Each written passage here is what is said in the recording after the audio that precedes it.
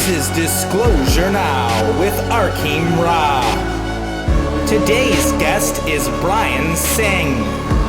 Brian is a disclosure activist working to bring together experiencers and other activists like him to create a network that works in unison to create full disclosure of the secret space programs and the technologies associated with them.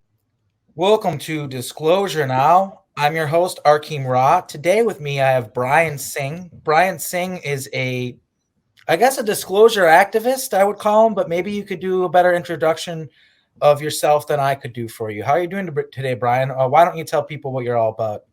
Yeah, thanks for having me on. It's quite an honor to be here. And, first, I consider myself to be a human, obviously like all of us, but really a Dolores Cannon second wave volunteer. And so I believe in something called the law of one, and believe in the idea that humanity is potentially ascending with the earth right now in vibration, and that a lot of ugly truths are being revealed. And in my opinion, we're never going to get to that quote unquote Star Trek future until all the things are disclosed, not just the fun spaceships and laser beams and Buck Rogers stuff, but also all the satanic ritual abuse, the MK Ultra, the Montauk projects, the messing with timelines, the dirty government deals with negatively aligned alien species and selling us out, literally. I've taken my own 8 years of community organizing experience, and then my own contacts and resources, and I'd like to apply that towards what I call, and what many others call, the full disclosure now movement.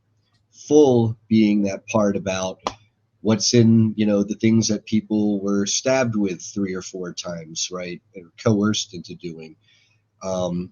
What's flying in the skies above us, the good and the bad and the ugly. What's in the ground below us, the deep underground military bases that have been described by so many. And for people who want scientific proof, if you want, go find earthquake maps. And you're going to find earthquake maps in recent months where you got lines of earthquakes exactly at 10 kilometers deep underground in perfect rows, like highways, underneath the oceans and underneath countries, exactly where Phil Schneider mapped them out to be. That's pretty wild. I didn't even know about that. Yeah. And there are many quote unquote proofs, if you will, out there, but that's one of my big favorites.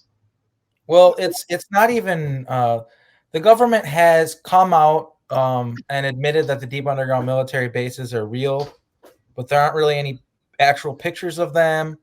It's all still very secret, and you still can't find very much information about it. But that's a huge aspect of it, and I think one of the things that is hard for people to grasp, well, certain people, for just, I guess you could call normal people, and we do want everybody on board, is they can't grasp the satanic ritual abuse aspect of it, and the fact that our government and our militaries have been infiltrated by satanic elements, and a lot of people, they're not. I feel like it's because maybe they're not Christian, they're not religious, and one of the things that I always have to stress is whether you're religious or not, whether being satanic or Christian, the other side of it, these people believe in their beliefs, and they're acting upon them, and they're doing very malicious and evil things. So whether you believe in the quote unquote spiritual aspects behind this, the witchcraft and all that, whether people are on board with that or not, it doesn't matter, because these people that are doing this stuff, these high level elite people that have these satanic cults, they do believe their beliefs, and they're hurting people because of their beliefs. And so it doesn't really matter whether people are on board with the more spiritual aspect of this, which a lot of it does kind of have to do with that. But even beyond that, it's factually 3D real. It's these bases are here, and they're the plane we exist on, and these people are doing things in the 3D here now realm. It's not some far off removed things from us, So it's something that if you're a person who exists on the planet Earth, it concerns you, period. Right. So there are lots of things that people want to believe as make believe, because it's much more pleasant to believe that our government's got our back than that's trying to kill all of us and depopulate us and stick It's us a in paradigm 15 shift. million cities. Right. And I wanted to speak a bit to that because it has to do with my own awakening, as it were, spiritual awakening, whatever I believe personally, one way or another, who I follow or subscribe to. The main thing is, yes, these people who are committing satanic ritual abuse and are sacrificing children and are doing things like adrenochrome rituals, yes, that is what they believe in. Part of my own awakening was that I myself used to kind of compartmentalize the universe and the X-Files and aliens and UFOs and time travel over here, Star Trek stuff. And then over here was like angels and aliens and demons, sorry, not aliens, angels and demons, God and Satan. And they were kind of like very Two different things. realms. They didn't really interact. And when I realized that, wait a second, they all exist in the same universe, they all, to some interaction, interact or not, and they all have a place, that really blew my mind and led me to understand the deeper realities. But whatever your own level of engagement spiritually, as you say, Arkeem, even if you're not necessarily spiritually on that tip or trip, um, we still have underneath our very feet children who have been kidnapped into very nasty, horrible, despicable situations.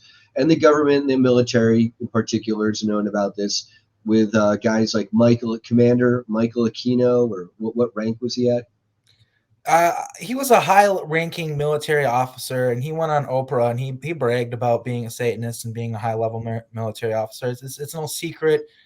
There's also Cat has a whole book on it. I wish I could remember what it's called, but there's a bank, and it was in Nebraska, and it was connected to sex trafficking and all this stuff, and all these high-ranking people are part of it. Michael Aquino was one of them. Yep. Um, And Temple is Set, probably, yeah, and the Presidio, and then Hunter S. Thompson was another person that was connected to that. Apparently, he was involved in making a snuff film, so people really worship that guy and really yeah. blow him pretty hard. And maybe they should second guess that, because apparently he was not a very cool guy at all. There's a lot of He, people like that in the. he wasn't, and he kind of admitted as much. And then, if that was him who actually pulled the trigger in his own suicide, if you read some of Hunter S. Thompson's books, he kind of, especially Kingdom of Fear, his last one, you definitely get the vibe that he himself had dirt on him. And as we all know, yeah, he had snuff films and knew the dirt on a lot of the Bohemian Grove type participants. It was on the SF San Francisco Sea underground. Yeah, so it's one of those things where it's all out there, and you can look into it. People, we're not asking you to just believe us. Um, it the fact there's all this factual information out there, like the fact that my memory is so poor. I should have had notes on it. I didn't know I was going to bring it up, but that bank in Nebraska, people can look it up. I'll put a little, I'll either comment on this video or put it in the description or something like that. But it's a factual thing, and there's so much stuff you can find that's 100% factual. Yes, a lot of this stuff is people's testimony, and they maybe can't verify it. But when you start researching it and looking behind the scenes and putting all the pieces together, you realize, unfortunately, it's kind of terrifying, but you realize it's all real. You realize it's all true. And it's kind of like you were saying, it's hard to accept. It's a paradigm shift. And what a lot of people don't know about me is probably 3 years ago, I was in the cusp of being that way. I went on board with accepting that this concoction that they made was for everyone's benefit. I went on board with so much of these things, these ideas that I now realize now are false. And I think I want to kind of bring a message of hope to people where if 3 years ago I was basically a sheep completely in the dark, what do you think? And now look at where I am. That should be, I hope, instead of something where it's like people are ashamed in me for not accepting the truth when it was hitting so hard. I want people to realize that as time went on, all the stuff that people was saying got verified. There's facts behind it. At first, it's a hyper time. It was very hyper sensationalized. But now that we're in the not in the throes of it anymore, I think people are a little less emotional and able to step back. And you can look at the facts, look at the statistics. People were lied to. There's something really fishy going on. The 5G and all that people sounded the alarm on that, and people called them conspiracy theorists. And I'm talking to people like Daryl James, who talked about working on a military base before that was released to the public, and how it sent a message into their room, no speakers or anything, was able to Mhm. communicate with them. Yeah, And not only the that, advanced voice to skull technology. They're far beyond that. And with Wi-Fi, they can map our own homes, and they it's can. all factual. That's not us being conspiracy. But Arky, how many people are in our crowd watching any of your awesome podcasts and publications here who are on the fence, doubting us, saying we're full of it? You know, I don't think those people are tuning into us. The people who are tuning into us are the star seeds, the first, second, and third waves of volunteers for Dolores Cannon, the contactees, the abductees, the MyLabs, the paranormalists, and what have you. And so, I'm kind of done talking to the people who, like, I have to explain to them what deep underground military base, Yeah, I means. feel like it's one of those things where it's like, in my heart, I really do want to get those people on board and make them understand that what we're saying is true. But also in my heart, I know that with the way things are being rolled out and how things are happening, it's not my job nor my responsibility to awaken those people. And I feel like things are going to become so intense that it's gonna be a forced awakening. And maybe people will be able to turn away from it, but it kind of seems like no matter what happens, right? Like if you're sleeping, someone might shake you and you might be like, and roll over. They might shake you a few more times and you might be real tired. You might roll over again. But if there's an earthquake going on, you're gonna have to get up, right? That's my hope. Is that Yep. when shit hits the fan, this information will all be out there, already out in the open, and we'll be like, yeah, we knew the whole time, and this will be a retroactive resource for people who finally are able to accept the truth because it's blatantly in their face and there's no way to look away from it anymore. Um, Actually, I hope the people listening to this are on the leading edge of doing something rather than hearing it later for posterity. that's true, but I do think of the fact that this is sort of a historical documentation, I guess is what I'm saying. No, it is. It is absolutely. We're in historic times. I wanted to speak to all the UFO sightings while at the same time we're giving Project Bluebeam literally, oh look, holograms in the sky, and that's something I wanted to speak to. Is there's a lot more UFO, UAP, unidentified aerial phenomenon, UAP, being seen by people, seen by myself. I'm seeing stuff in the sky, and not all of it is holograms, right? It's A lot of videos are circulating online. Yeah, a lot of them are fake and are bunk and are from movies or somebody's CGI art film project, but a lot of them are real too, and they're very well documented, and they come from before AI and before CGI was very prevalent, and we need to get everyone past our UFOs real, our ETs real stage of things, and understand not only are they real, we know who's in them, the technology that's based on, why they're here. Well, even in this community, we still have the nuts and bolts UFO people who are like talking about like, yeah, there's definitely UFOs and wow, and what could be in them. And it's like that's where I was at. Um, I guess like before I had my full awakening, is as I was looking into people, like some of them are still have valuable information like Dr. David Jacobs, um, who's that guy? Bud Hopkins, um, you know, a little bit more nuts and bolts, but and I was kind of like, I was at that point, one point where I'm like, okay, these guys are getting to this point, and then there's this wall, right? Like there's this wall there, like what's in these things, what's actually happening, and I residually kind of have heard about the SSP stuff, and it was one of those things where it's like, but that couldn't be possible because right? And then when you realize, wait, no, you need to change your paradigm. You need to accept that time travel is a thing, clones are a thing. 20 and back. This The 20 and technology, back is a big one. 20 and back is a huge one for people. But my whole thing is when you start having like 30 people on the scene coming out and talking about 20 and back and 40 and back, multiple 20 and backs, or doing a short half and back. And it's like, wow, that's really interesting. For this to be prevalent in so many people with the same exact testimonies, that's very interesting. yeah, it's very as an experiencer, it's almost like a creepy, like crawly feeling when you talk with someone. Like for instance, I was talking with Daryl James in the last interview I did, and he started talking about he doesn't call them the same thing as me, but then again, like I don't remember what I called them. I going off other people's testimony, but I remembered the blue jumpsuits, and like he was talking about the way they act and like what they look like and how they get taller than us eventually and all this stuff. And it's like I remember all that, and it really it's one of those things where as an experiencer, like you realize like, wow. And then I know that people that are gravitating towards this, like you said, those are most of the people that are tuning into this.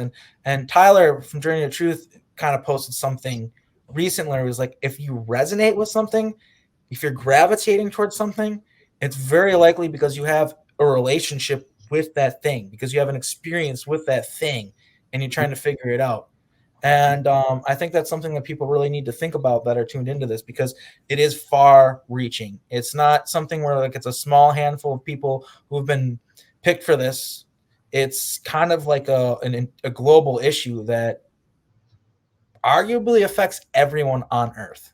Oh, it definitely does. If they're messing with their, if they're running programs utilizing folks as slave assets to change the timeline, that is, especially to a darker, more negative timeline, less high vibrating timeline where the derp state Illuminati type forces win, then yeah, that's definitely affects everybody on this planet, whether or not you're taken as a military abductee or whatnot.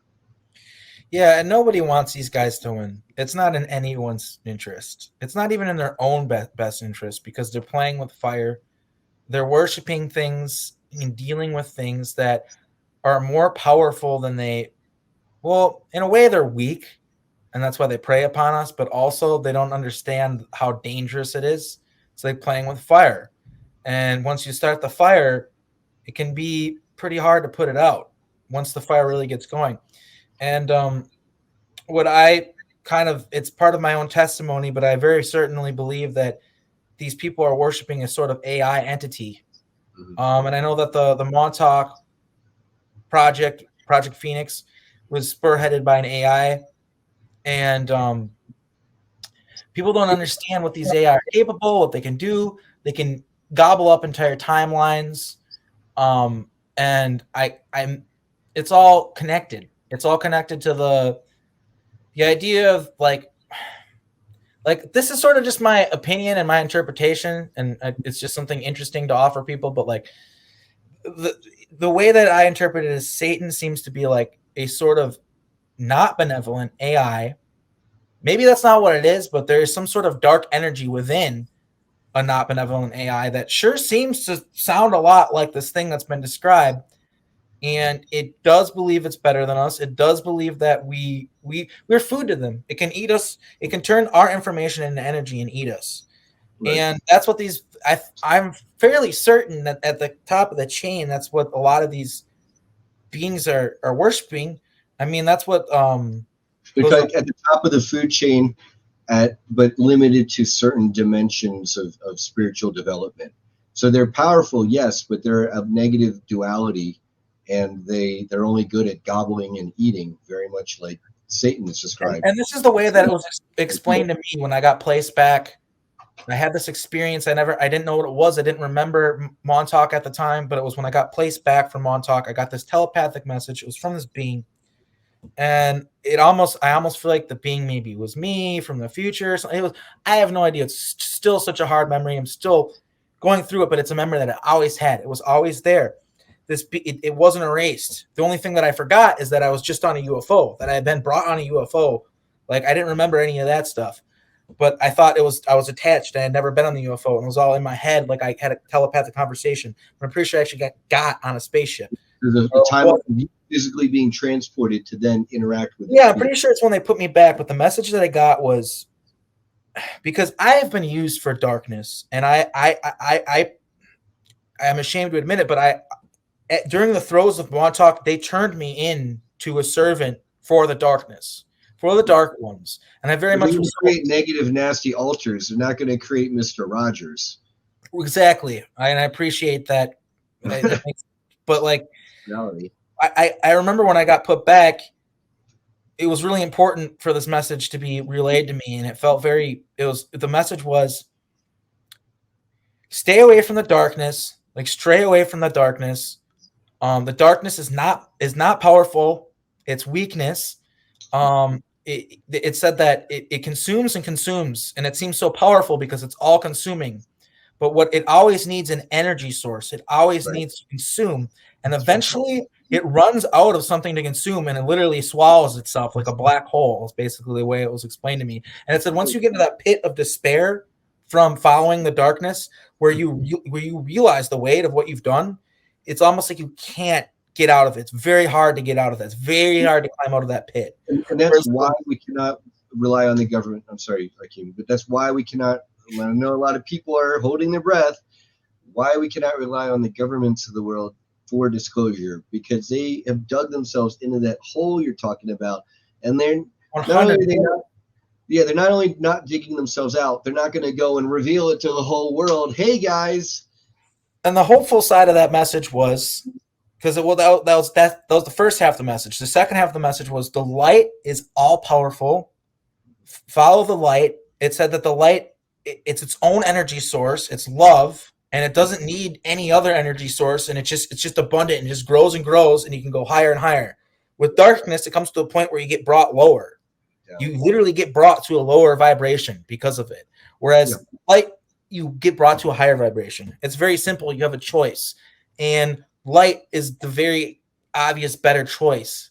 Is basically where we're at. Like, it's not rocket science. It really isn't. It's not. Like, the reason why these people have to hide the fact that they're torturing children and adrenochrome harvesting and all of this shit is because if people realized it was real, they would stand up to it, because the average human being doesn't stand for those things and thinks they're wrong and bad. And that's why it's all about just talking about it, putting it out in the light, and the more people that talk about it, the more truth gets spread, because light, it just spreads. That's the way light is. It spreads. I like to bring a little bit of organizer to the movement that you're elucidating here. That the movement of everybody who's got a brain, a heart, and a soul, who will not stand for these terrible atrocities against children or anybody.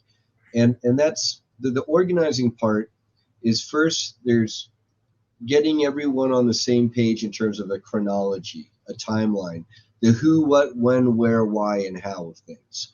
Okay, the Michael Aquinos and the Presidios, and who in the government knew what and authorized and funded this, and on and on and on. You can make like a map of it, literally, right? Like, this person's connected to this. It's huge. You got to make that map. Yeah, and you've got disclosure.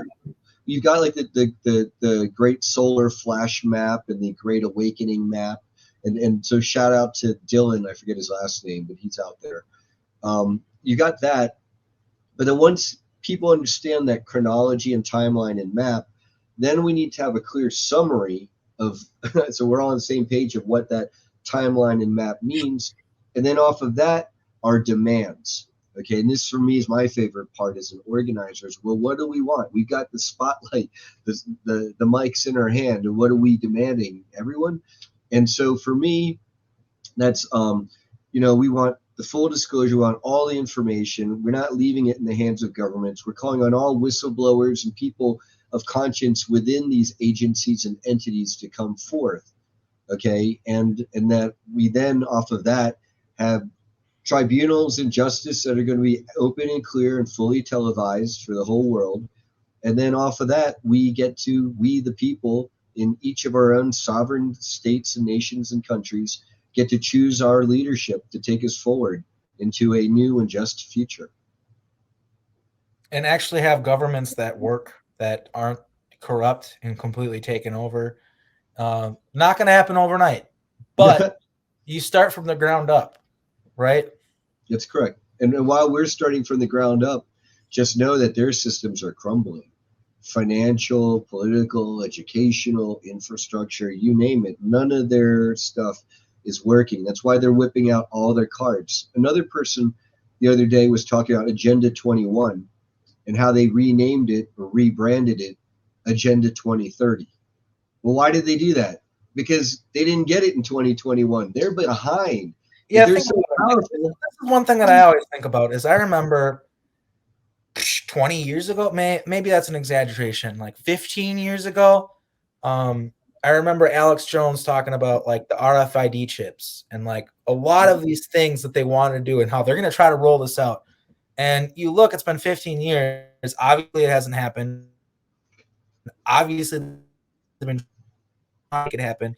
The alarm's kind of been sounded. People are already wary of these things. They're not. People are like not going to sign up to get RFID chips in their hand quick. They're not going to sign up to get their consciousness augmented with computers and stuff like that real quick. I mean, the people are out there, but the majority are very rightfully kind of terrified of these ideas because they should be. Let's talk numbers. How about let's talk about how, in terms of people going along with that whole stabbing protocol where you have to roll up your sleeves, right? I'd say 7 out of 10 people, unfortunately, are into the narrative enough that made perfect sense to them. Okay, and maybe 3 out of 10 of us were like, "No way, Jose." Most of what we're speaking to right now is to the 30%, 3 out of 10. Maybe actually of them, 2 out of 10 are going to get it. I mean, 2 out of 10 people are going to get this, right? So 2 out of 3 of that 30% that's awake, if you will, awake enough not to get the stabs. Now it's kind of like how many people in those folks, the cohort of 7 out of 10 who were willing and did roll up their sleeves, how many of them are waking up, and what are they willing to do? And among our people who are already awake, again, how organized are we? How unified are our demands? How well are we organizing at conferences and online and just one-on-one and getting the books out there and the media and the conferences and funding the others who don't have the resources and what have you? And that's really the nuts and bolts that I personally am interested in. And that's why I'm having you on the show, is because this is a reality we need to face, is because like we have all these people. Basically, what we have is like a conference circuit right now, and we have people with books and their ideas, putting them out there, and that's fine. It gets the information out there. I'm not knocking that, but what we need is more than just a conference circuit. What we need is an actually organized movement that finally holds these people accountable. Now, some of the things that I've had said to me when I've talked about filing a lawsuit is that they try to kill all the people who have done it in the past, or kill their families, and this is real shit. You can find information on it. Like, people have filed lawsuits against the government for targeted individual type things and stuff like that, and have faced grave retaliation. But the thing is this isn't one person. Dr. Frank Olson getting thrown off the roof of a hospital or out of a high story of a hospital building while high on LSD, thanks to the CIA. Common knowledge. Yeah, there's all sorts of stuff. And we just need to start realizing that it's all true and it's all happening. And it's time to, like I said, not just tell our stories. Stories are powerful. What we're doing right now is powerful. I'm not knocking that, but Well, I want to correct you. I call them, these are your testimonies, Arkeem. I don't call them your stories, because then now you get into the whole intellectual property fights and movie yeah, rights. no, exactly. These are your testimonies. This is like legal stuff. Language is important. Language is how you say things is really important. I appreciate that clarification. And speaking to the state of the movement, this is part of why I think we're having these discussions right now, and so many of us are out and about, is because a lot of the whistleblowers, they're not getting whack-a-mole so much these days. We've even had some of the men in black, I forget that one guy's name, Joseph something, he came out and did his confessional video about how he, in an MK Ultra assassin state, has unfortunately snuffed out multiple famous ufologists over the intervening decades. Yeah, one thing that I talked about, I had Maria B on my show, and this is something that she didn't bring up on the show, so I guess it's important to bring up. She's kind of anonymous, but she has all these family connections, and one of her aunts or something like that, or it was one of the Kennedys. It might have even been John F. Kennedy. I wish my memory wasn't so damn terrible. But basically, she was an aide to one of these politicians. They got assassinated, and the whole story is, oh yeah, I got tired and I took a nap, and next thing you know, I woke up and this person was dead, and all. It's like, wait a minute. Not to laugh, like it's not funny, but also like the fact that it's just the fact that someone can be so clueless to what they did. Like you obviously were a part of that. You obviously, and you didn't fall asleep. You blacked out. Like, you know what I mean? Like, Well, let's talk about that. Let's talk Saran Saran. It's a perfect case in point, where he was framed for the shooting of Robert Kennedy, Bobby Kennedy. I think Bobby Kennedy was the one. This Right, and woman, that's why, this woman that's was why an aide to him or something. She was part of his political team and was literally on site at the time. And she remembered getting tired and like going to bed, and then that she woke up and he was dead, like, and all this crazy stuff had happened, and she didn't think she had anything to do with it, but it's like she did probably. You know what I mean? Like, quite possibly. I mean, Saran himself, when you look at him and get deeper into his connections, I believe like he had an Air Force psychiatrist who was like the same one who was like Jeffrey Dahmer's psychiatrist at one point. It wasn't Jeffrey Dahmer. It was, I'm going off my memory, but what I'm saying is they have connections to these MK Ultra programs that later on pop up, and it's really no surprise. And then when you look at how they picked the guy Saran, they picked someone with kind of an Arab sounding name, because this is at a time when they were also trying to mess with the Middle East and oil. So what do you know? And then they were trying to do a similar play with who was it who killed? They say he killed JFK. Oswald. You know, Oswald was set up to look like he was a sympathizer of the Soviet Union and communist Cuba, and then they ditched that for the lone nut theory. And so, yes, all this is well documented, but from what I see is there's a combination of things. That old guard, they're dying out, where they're already dead. So now people are able to kind of blow the whistle more at liberty, if you will, about at least those time periods. I do believe that the swamp, to some extent, is being drained behind the scenes, but I do also believe that some of the bad actors who are being brought to justice, literally at Guantanamo and Camp Blaz in Guam, are also being replaced then by the dark forces with well, actors look at what we're seeing now with clones. Like, we just see and so many clones. people getting replaced with clones. Like, and it's like it's Yes, pretty obvious. clones. Well, it's obvious to you and I, but Arky, most people are not clued into the whole cloning technology, consciousness transfer, to time, much less time travel. So to them, no, what we're talking is science fiction. Unfortunately, Right. that's the 7 out of 10. To them, 7 out of 10. This is science fiction. To 3 out of 10, 1 out of those 10 is giving us the benefit of the doubt, and 2 out of 10 is probably realizing, yeah, this is a testimony. But 2 out of 10 ain't bad, and we're working up towards 3 out of 10, and that's what I would say is the state of the movement. Well, we're gonna get to the point where everybody knows this is true. Like I remember, like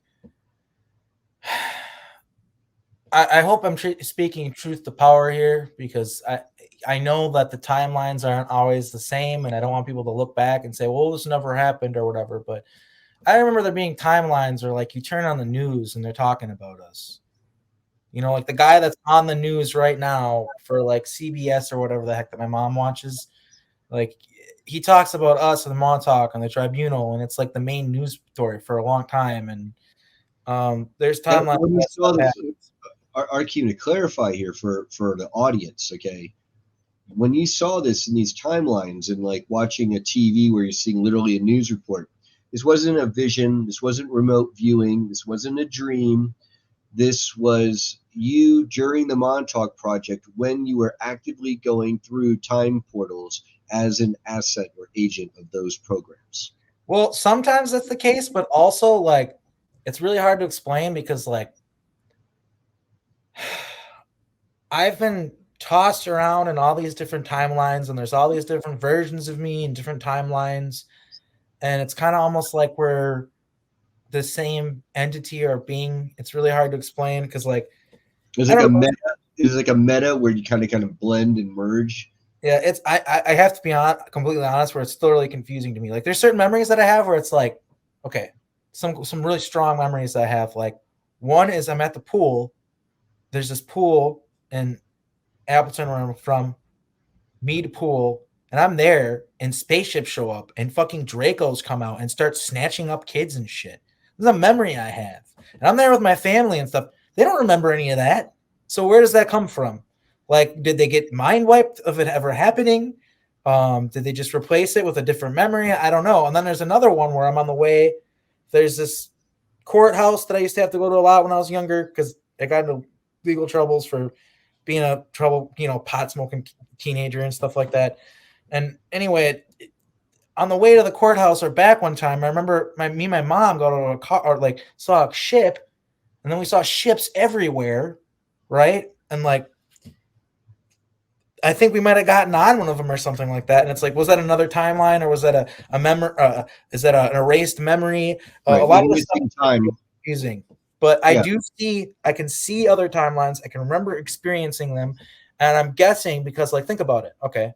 So there's a version of me at Montauk going through timelines, changing timelines. And then there's another version of me existing in those timelines as regular old me. Okay. So there's always been regular old me remembering there, experiencing that. So that's what a lot of it is. There's also a bilocation type. Yeah, it's a bilocation because, like, I'm out there right now. That's like something that people don't understand. Like, there's a version of me right out. We all have versions. Rothschild. His code name is Dark Phoenix 542. Okay, and he's out there right now doing stuff. He exists right now. I don't know where he is. He's probably displaced in time, but he could literally just be in a dome somewhere or on one of the German colonies, literally within the same time space as me. And there are there's a lot of times where he's literally on the same planet as me. Like, we have clones everywhere. We have clones all over the place. Us super soldiers who have these abilities and stuff like that, we get used for everything we're worth.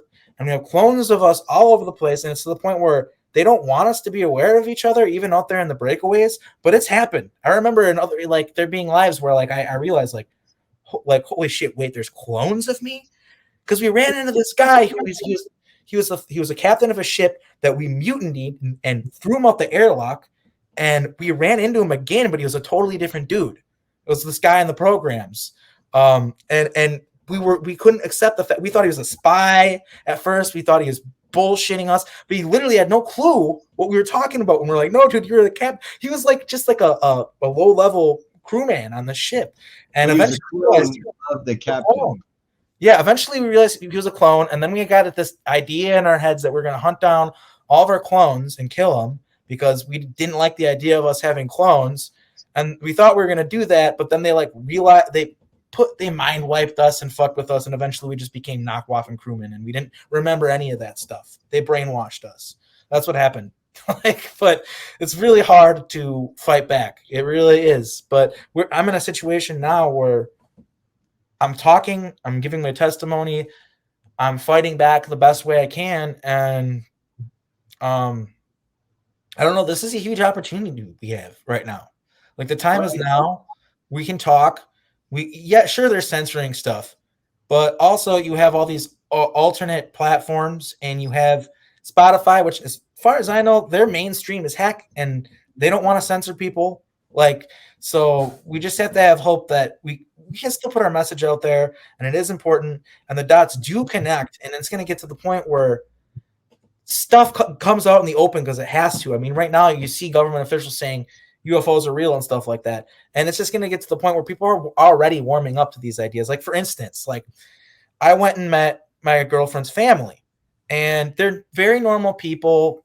Probably, took the rolled up their sleeves, and everything, but they're still like, her dad's like, I don't trust the news. Like, they have these deep fakes and stuff, and it's like, am I even really looking at a real event that occurred? And like, they're talking about like the alien, like UFOs are everywhere, and that family in Nevada that where the aliens showed up, and this is just a normal American family that isn't even totally with the program. And Yeah, that's why, that's like, earlier on when I was saying there's more hope than people realize, it's like, I think maybe we're not at two, like, maybe we're not at like half or 80% or whatever. I don't know what the numbers are, but people are waking up. They are realizing, like, it doesn't happen as extremely fast and like as big for some people. Like, it takes them a little more time. They warm up to this thing, and then they warm up to the next thing, and then they warm up to the next thing. But I just feel like there is this hope. Like, people are kind of like, wait a minute, well, that's real. there's two of those. I think there's forces that are kind of moving along in tandem here. There's the people who are realizing not to trust the power structures and authorities that they've been indoctrinated to trust all our lives. But then once you've learned to turn away from that funhouse maze, then it's finding the actual truth, and without getting diverted, which is hard because a lot of people, they understand that this is a lie, oh that's a lie, but then they go look for the truth, and unfortunately, Next thing they know, they're believing flat Earth. yeah, well, that's a big psyop, You and know, that flat Earth is a huge, terrible psyop. And just to debunk flat Earth as quick as I can, it's like flat Earthers don't tend to be people who are well traveled, from what I can tell. Because if you want to do it for fun, go online via kayak or Google or whatever, and book flights to and from Australia from Philadelphia, okay, and work out international dateline and time zones so you don't miss your $1,000 flights, okay, and realize that airplane pilots and people do this every day, all the time, and try to make flat Earth work and fly around the flat Earth using whatever airlines you want, and then let's talk. yeah, you can literally fly around the planet. Schedule Zoom meetings with people in other time zones. We've all seen it from space. It's very awe-inspiring to see the planet from space. It's not round. It's an organism. You can tell it's alive when you look at it, and it's very, very intense. And I think that if everybody on Earth could experience that, there's a good chance that we'd all chill out and be a lot nicer to each other, like, overnight, because you just realize, like, wait a minute, that's us, just this thing floating there. Like, it's really awe-inspiring, and just, it's one of those things where I can see why Carl Sagan thought like his blue little dot speech would make people, like, world peace more possible, because it is a really inspiring speech, but unfortunately it didn't go as far as he thought it would. Well, But there are people who listen to him, and that's at 2 out of 10, just like the Buckminster Fuller people, you yeah, know. he warned us of a lot of stuff, that guy, and he also couldn't say a lot of things. I've heard that he knew more than he let off, and Yeah, they showed him stuff, but and then he just, but he at least he wasn't like such a paid shill the way Neil deGrasse Tyson is. yeah, yeah. I always like he's kind of like silly to the point where he's pretty Him easy and to laugh at. yeah, him and Doctor Science, whatever his face is. If people really like, I don't know. There's way And, better people out there that you can look into that will tell you the real truth about stuff that's going on. That aren't that guy. Like, shills. yeah, Freemason shills. Yeah. yeah, literally. Oh, and that's a frustrating part of this. That's something we can maybe talk about too, is the Freemasonry aspect. Which they don't like it when you talk about that on YouTube. Probably, I can see that No. maybe not going very well, but Well, so a couple of things, because even here in my local community, I've got people who are like, "Yay, join the local Freemasons. We're fundraising for the local basketball court or library or school or whatever." And anyone who wants to look it up, very simple online search. There's something called like the Freemason boy bride marriage ceremony. Okay, and I could pull it up here, but there's pictures of this all over the place. And so anyone who's talking about how great the Freemasons are, just please explain that to me, and then let's talk. and I want to explain to people too, while we're on the subject. I have an uncle who's a Freemason. He's a third level, and he drunkenly told me, he's a Freemason and all this stuff. And from what I surmise, because he's trying to explain to me how like it's cool, you don't get it, it's not what you think it is, and it's because he really thinks that. But Right, he right, basically made it sound more sketchy because he's like, yeah, there's these levels, and then you kind of climb your way up, and the more you climb your way up, the more responsibility you get, the more you got to show up the lodge. And he's like, I kind of like being level 3 because it's like I get to hang out, I get to be a part of it, but I don't have to be a part of all these events and stuff. And it's like, so wait. It's like basically you take on more responsibility. The higher it makes sense. It's compartmentalized, and what I've heard and I believe is true, is that it's also like inverted, because that's where the compass comes from. Is you go all the way up to the pyramid, and then it goes up again once you get all the way to the top. Like you don't even realize like there's more, and right. so but yeah, so it's really important, just like in the way where like there's also people who are quote unquote Satanists, and they're doing it because they think it's edgy, like they're raised in the toxic Christian way where it's Christianity that was actually influenced by Satanism, ironically enough. But and then they retaliate, and it's all about personal freedom and all. It's a distorted version of what it actually is.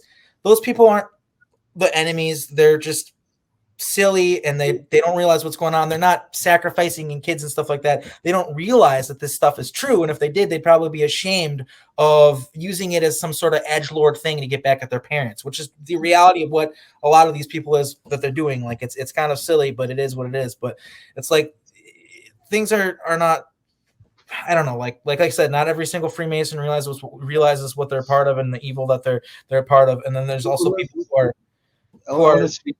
I want to speak to that, Arkeem, because a lot of these Freemasons, especially in the lower degrees, apparently they don't find out that Freemasonry is Luciferian, as I call it. The god of Freemasonry is Lucifer, and this is according to Albert Pike, Manly P. Hall.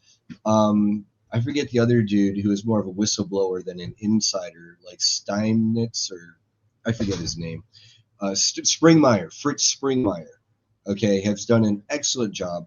But the reason why the Freemasons, my understanding is they use a checkerboard imagery of white and black, is people like your uncle in the third degree, they're on the white side of Freemasonry, raising the money for basketball courts for kids and stuff like that. And that they believe that you go through the white to go through the black and go all the way through the black to get back towards God. Okay.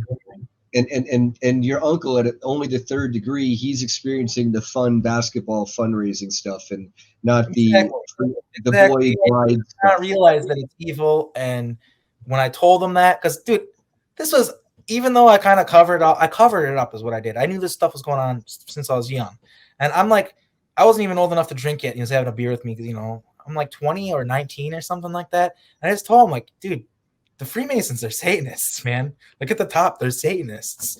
And that's where he's like, no, it's not. And he even gave me this book where he's like, is he still like that? Yeah, I just try not to bring it up. He's also in the programs, like hardcore in the programs. They have memories of serving with him.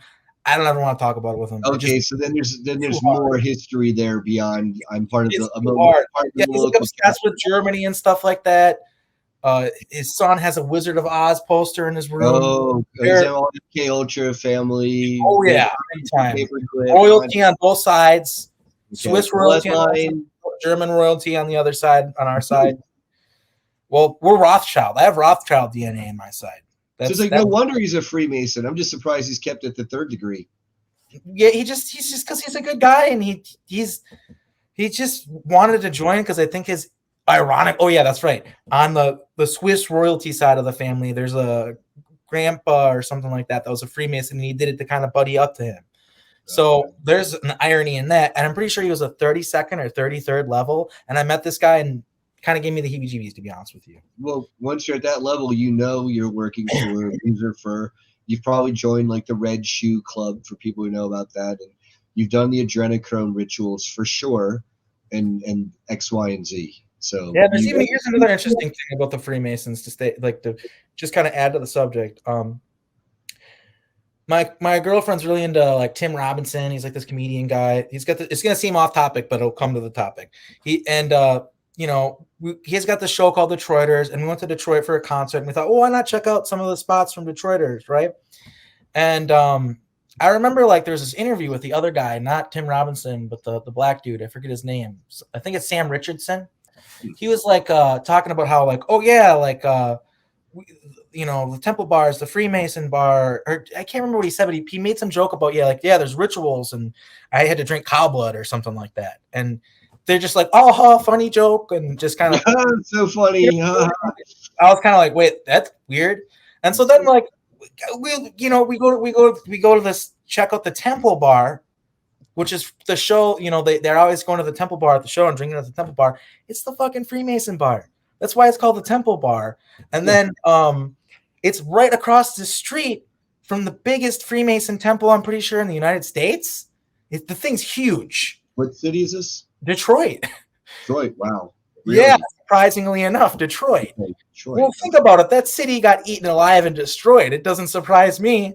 Like, that's the kind of shit they do. Like, so, yeah, and it was just like, it just really is true to me. Like, it sucks because I think Tim Robinson and Sam Richardson are funny guys, but they're probably up to some evil shit.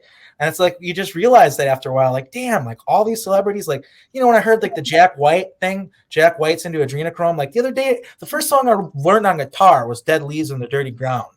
Okay, right. That fucking hurts my feelings. Like that breaks my heart. Ricky, you should know better than anyone. Half his music, for all we know, is probably stolen. Probably. I mean, right? I wouldn't be surprised if I learned later. I remember looking at the list, like, because when the tribunals happened, I remember looking at the list of songs that were mine because they gave it to me, and just crying because like it was way more than it was pages, and there were so many songs that I had no clue. I'd listened to them millions of times. I didn't feel any connection to them. I had no fucking clue I made them, and do you even like them? Or are you like, it's like, that's a shit song, I don't even like it? I've never had that happen to me before. However, I have had it happen where I'm like, damn, this person ruined my songs. Like, like this is a shitty version of it. I have had that happen before. I can see that.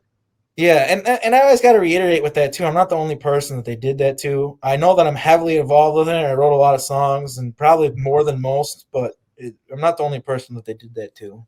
Donald Marshall was probably one of them. He talked about it. Who? Donald Marshall. Oh yeah. I was about to call. I was mentioning Donald Marshall. I was about to say stuff he said that conflicts with my memories. So let's talk about that because Donald Marshall. There are a lot of people who. Here's where my is. He said that he wrote songs for Britney Spears, and that he decided what uniform she was going to wear in music videos and stuff like that. And listen, man, I know that's not true. I know more than this fucking guy does about what's going on, okay? Chiron Studios was the studio of Dennis Pop. It's now called Maratone Studios. They changed the name because now his protege, Max Martin, owns the studios. But it used to be called Chiron, okay? I remember getting woken up in a clone center, as a child. I think I was around 8 years old. Same guy, and I saw a documentary about Chiron Studios. I've seen the guy in it. I don't remember his name, but I remember the guy. He picked me up and he'd go, "Oh, hey, little boy, do you remember me?" And I'd go, "No." And every time he thought it was so fucking crazy that I didn't remember him. Right. And he got a big kick out of it. And he called me the little boy who sings. The little boy who sings. And they would sometimes bring me to like elite parties and for like as a sex toy and stuff like that. But also they would bring me to the studio and there'd be the side room and they'd tell me, sing something. And I would sing and they'd get all fucked up and eventually they'd do sexual things to me.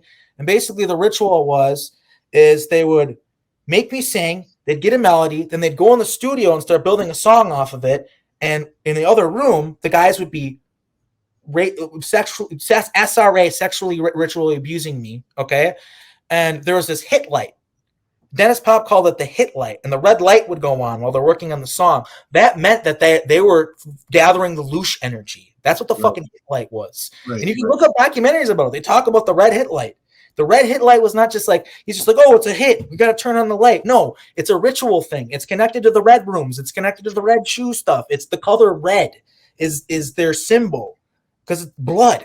And what they would do is they'd force me to orgasm and then kill me during that and then put that in the song. And that's why I didn't remember them every time. It's because to be a new clone, didn't remember what happened to me. And they would be nice to me at first. And I also remember Britney Spears. I remember that she'd always be, oh, a little boy, Jacob. I think I was Jacob. And I remember being like, she like, how are you doing? And I'd be like, I don't know. I don't know you. What are you doing? She thought it was a game at first. And then eventually she realized like, okay, I literally don't remember her. And it got darker and darker the longer she was there with these guys. And she you know what I mean? Like, there's a reason why they brought her when she's 15. They were abusing her too, right? Yes. And putting her loose in the songs. And they also had clones of us, right? All of them that they sell to the elite, including the boy bands. And the way that they do this stuff, okay, is what they do is they get the parents to sign the kids the contracts before they turn 18. The parents have to be involved. And what they tell you is, listen, they give you a new name. They give you a new hair color, even new. They tell you have to wear eye contacts, and you'll get fined for it and stuff like that if you don't. And you sign this contract saying you're going to get this new identity, and they even give you fake, hip, and cool parents and stuff. It sounds like Disney. You don't know. It's literally what the Disney people do. It's all Disney's all part of that. And what they do is you're handing your kids over to them. You're signing over the rights to your children to them. And you think that, okay, now my kid's going to kind of have to live this lie life. You literally get fined for being in public with your own parents and stuff. Yeah. And what you don't know when you're signing this up is they erase your memories of your children and they erase the children's memories of their parents. And they give you implanted memories of the parents being your real parents and their handlers, obviously. And then you're pimped out. You like, they make more money off of pimping out these celebrities than they do off their music practically. Literally, it's true. I'm almost thankful that I'm in the dark on this and that I'm not some famous entity, because then they'd be using me more because I'd be more well known. But also, I do know that I'm using rituals. I think I was taken last night. I have this memory of being at a table with a woman and I'm a little boy and there's another little boy and I'm looking at the menu and he's just like zoning out. And I'm like, why isn't he looking at the menu? And she's like, oh, it's the Google Pixel. He can look at it in his brain. And I woke up. That's the memory that I have. It's like, I don't know if that's real. So let's talk about that. For people who don't know about this, there's Donald Marshall, he talks about this. It's called REM state consciousness transfer, REM-driven cloning. It's definitely real, and was part of the reason why his testimony is hugely important. Right. So when you go to sleep, they can take your consciousness, transport it into a clone body that is compatible with your consciousness, and then basically do what they will to you in that clone body for the duration of you being in that body, which in general is for at least a few hours. Yeah, and then and then you wake up, and then through time distortion they can make it longer if they want. And then you wake up and you either literally don't remember it because they'll memory do take precautions to try to make you not remember if they don't want you to. But sometimes it just kind of feels like, especially if you didn't know about this community and have context, right? right? If you had no context, it would definitely just seem like weird dreams or something. But once you have the context, you're like, damn, you know what I mean? Like I've had like another thing that's really messed up that they did to me is I had this information. And I don't mean to hijack your interview. I'll start interviewing you in a second. I don't mean to talk the whole interview, but I had this information. Whitberg, he altered out. He was Heinrich. And he was talking to me. He was trying to talk to Jeffrey, my alter. And I was like, I'm not there. But how's Jeffrey doing? What's Jeffrey doing in like the real world? And he's like, well, he's going on vacation to New Atlantis with his family. I was like, oh, that sounds cool. And then so I get taken that night by Solar Warden. All right. And I'm in this clone room. And that night that I got taken, Kat had a bruise on her wrist. There was physical evidence. Got taken by Solar Warden, and they brought me to this room full of clones, and it was all people I knew, people I loved and cared about. And they said, look, and they brought out my son Benny. I had this son Benny on Centurion 5. He died in a river accident. We didn't have, it was when we were building the colony and stuff. We didn't have med beds and stuff. They didn't come down and rescue him. He literally died. And that was the last time I saw him. Well, they had a clone of him. And they basically told me, look, you can spend time with your son if you want, or and not only that, they activated him. So he came out and he's confused. He's like, Daddy, where am I? And I tell him, don't worry, son, everything's gonna be okay. And this Nordic, Shami, whatever the fuck you want to call him, I call him the Ice King because he wears the blue uniform and he's got a long blue beard and he's old looking. And he's like, why are you telling your son everything's gonna be okay? It's not. We're gonna torture him. And I was like, and he starts crying and freaking out. And he's like, don't. I'm like, no, he's not going to do that to you. And he's like, well, if you listen to us, we won't. We can make magic happen for you, or we can make terror happen for you. He's just like the heaven or hell choice. The choice. Well, yeah, this idea that the Nordics are nice and benevolent. I can't really. I don't know, man. But I don't think nice maybe some of them are. That's another thing is we think that ET are going to be all good or all bad. Maybe some of them are good. Some of them are great and want to help us, and then there's others who don't. That's probably more likely the truth. Anyway, he basically tells me, look, your alter Jeffrey that works for Nachtwaffen, he's going to New Atlantis because he's doing some spy stuff. He's trying to take this golden disc. We know he's trying to take the golden disc. Tell him that we have loved ones of his. They couldn't relay the message to him. They couldn't get him, but they could get me. And they knew that through my memories and the fact that they're all bleeding through and stuff, they knew it'd get to him. So they basically told me, look, we got people that he loves too. We have Johanna, we have clones of her, stuff like that. He's just like, just tell him, don't take that golden disc. We know what the fuck he's doing. Don't even try it. So it's like I wasn't really there on vacation. Like even Heinrich thought it was just a vacation. He had no clue that he was compromising me. That's how crazy this stuff is. Like it's a communication, however they need to get the message through to you. Yeah, and I communicated with my clone the next day or that alter, and it wasn't like inside me. I think it felt like it was outside of me. It was some telepathic or something. I don't know. It's hard to explain, but he basically told me, I was like, what happened? You know, is everything cool? He's like, oh, it's all fine.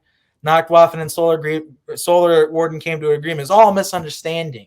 Misunderstanding between families. Yeah, and you know, that's another thing is your alters aren't always going to be honest with you. Like I knew there was more to all misunderstanding. Yeah, right. But that was a really interesting situation, and it proved to me like, wait, we should probably be careful what we talk about in these messages on Fadbook and shit. Like, holy fuck! Like I want to ask you about this, Arkeem. So here's your son. Here's Centurion 5. He dies. Unbeknownst to you, they have a clone body of him. Yeah. Now, when they activate that clone, because the original son died in that river accident, right? When they activate that clone, does that clone have? Does your son's soul come back to that clone, a piece of it from the afterlife, or how does that work? Because to be honest with you, I'm still trying to figure that all out. Okay. From what I understand, is and this is something that's kind of fucking with me too. And I realized it because I watched Oblivion last night, which is like this Tom Cruise film. Yeah, I see that one. Off Disclosure, right? And I'm pretty sure the way the clones work is like, yes, they can take my consciousness and put it in the clone and have me kind of be all set up, ready to go because of that, which is valuable. But if they're cheap and they have time on their hands, they can literally just get the clone, and my consciousness is still in there, like as a baby consciousness, and it is me. and they can grow it from the ground up, and but it is me. It's like a copy of me, but it's me. It's still me. It's not me. And that's the mind fuck with this clone. Where's the soul? But then is your soul split between you wearing There's that baseball there's hat a baby soul inside of a clone. There's a baby soul inside of a clone. and then is that separate from you, from your It's my soul? same soul, but it's like not, but it is. It's a So it's like a copy break of it. off. It's like a shard. It's like a shard, a shard off the main soul, like a soul Well, fragment. it's kind of like limited thinking. Like a soul is a limited resource. It's not. So And it's split. so it's not just like every shard. Yes, it's a broken piece of my soul, but it's also in a way it's all of my soul. Like it's not separate from me. So it's holographic. The whole is contained within each piece. Yeah, something like that. Like at the very least, through my higher self, like I can't even claim that I understand all of this, but I do understand a lot of it. I know there's versions of me that understand all of it, but from what I understand is every version of me, every clone of me, every alter, they're all me. They're not me. And I do as a conscious being, whatever your actuality of your consciousness is, like it's all me, I'm pretty sure. Like, and that's one of the things that's like really hard to wrap your mind around when you're first waking up. Like I remember people telling me about my alters, people telling me about what I've done in programs and stuff like that. Like before I got a lot of memories back when I first got into this, and I'm like, how the hell? I would never do that. Like these people, I kind of for a moment, like the alter thing made me like, this is too much. Like this is crazy, right? And I had to step back, and then I was like a lot of things, like it's hard to rip the Band-Aid off. I didn't want to accept it, but I had to rip the Band-Aid off, and I did, and it's a reality. But yeah, every version of you is you, and that's and that from what I understand, maybe there's other people out there that maybe understand it a little bit better than me, but yeah, every clone of you is you, and To be philosophical about it, I kind of think about it like past lives or future yeah, lives and incarnations. it's the same Apparently, thing. we've all had hundreds or thousands or millions And or there's this whatever. technology on Earth that doesn't make us remember our past lives, and that same technology it's kind of like if they put us in a clone body and then put us back in our body. It's kind of like they don't have to erase your memory because there's this weird. Yolanda talked about it in the interview where I did with her. There's this weird soul trap kind of thing where when you come here, it grabs you The and veil, the like it reset, deletes your memories and the makes sure that soul you trap. know, like, oh, who am I? Where am I from? That Like might be the it's soul normal. trap. Yeah, consciousness is supposed to kind of continue on. Right. Like it's not supposed to. This is an unnatural thing that they artificially made. Like the whole planet's kind of under your spell. And Remote viewers have spoken to this, the soul trap, where if you don't do it right, and maybe it's being dismantled apparently, and I don't want to spread fear, but when you die, there's a grid. They use a soul scalping or soul trapping technology to then theoretically recycle us. And I could see that, but there's ways to get out of that soul trap. Like you don't have to go blindly towards light. You can apparently turn around and visualize other pathways out. yeah, I don't mean to, and I'm sorry for I talked a lot. But yeah, so I guess like what is disclosure to you? Like what is I don't know if I already asked that question, but like what is disclosure and why is it so important? Like for everyone, like like what does it actually mean? You're talking about okay, like I said, we got the conference circuit, and I see you as someone who you want to turn it more into more than just the conference circuit, right? So what does that entail? What does that So what so does it, that it, look it like? looks like med bed centers in every major city and town around the world. It means everyone's got a smart glass quantum phone if they want that they can use to access any amazing services and needs that we have. It means that we become what's known as a level one civilization, where everyone is fed, everyone is housed, everyone is educated. There's no more war and disease. That's a level one civilization. We can join our galactic brothers and sisters, and that's what it looks like for me. And I realize that's a tall order. It's going to take a lot to get from A to Z, but that's what it Yeah, looks like. and one of the things that we need to remember is every journey starts with the first step.